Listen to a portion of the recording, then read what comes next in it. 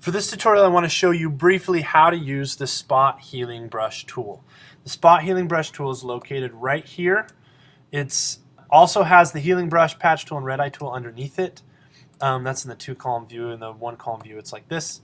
Spot Healing Brush tool, the shortcut key is J to get to it. Why they picked that, not entirely sure, but it's J.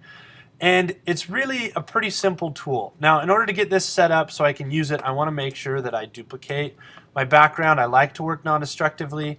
And in addition, because I'm going to be making some changes to this image, I want to make sure I make those changes on a new layer in case I mess up or something doesn't work quite right. I can always fix it. So I'm going to create a new layer. If you double click on where it says layer 1, you can rename it. I'm just going to rename it Healing so I know that's the layer I want to be on. I can adjust the size of my healing brush, spot healing brush, by using the brackets. Left bracket is smaller, right bracket is bigger. I can even adjust the hardness or the feathered edge of it. And I usually like to have that all the way down, but it just depends. So I'm going to put that all the way down to 0. And then up here, you have some different options. Its default is content aware, but its default is not sample all layers.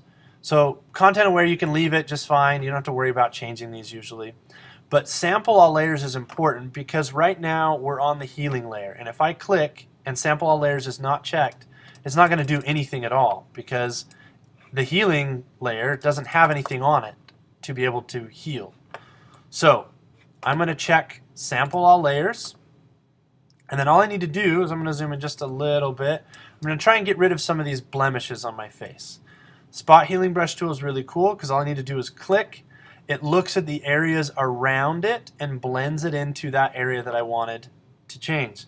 So you usually don't want your brush to be too big, otherwise you can get some kind of funny problems with it. Just trying to get rid of some of those. Like for example, down here on my neck, if I click, it's going to pull up some of, you'll notice it turned a little bit white. It's pulling up some of the collar, where I don't want that, so I'm going to make this brush a little bit smaller so it's not pulling all the way from the white area, it's pulling more from the skin tone.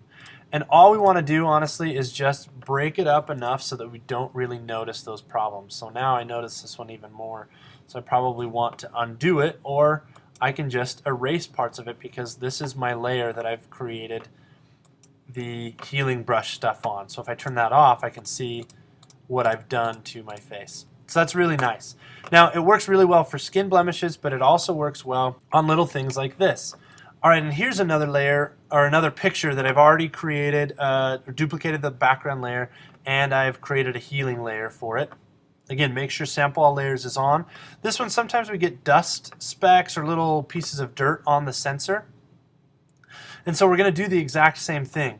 Now in this case, I've noticed that when I have the hardness all the way to 0, when the feathering is on, it doesn't work quite as well, so I'm going to bring this all the way back up to 100%. So if you notice at all the way at 0, it doesn't look as good, it's not working very well, just bring that all the way back up to 100%. It does a pretty good job of blending it in.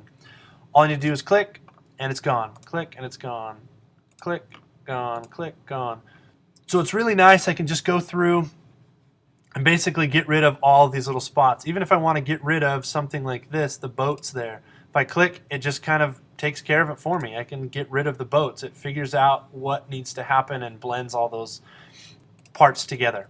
And so that's a basic understanding of the healing brush tool. It's really easy to use. You just click. Just make sure you're adjusting the size of your brush accordingly. And if it doesn't work, then we're going to have to use a different retouching tool, which we'll learn in different tutorials.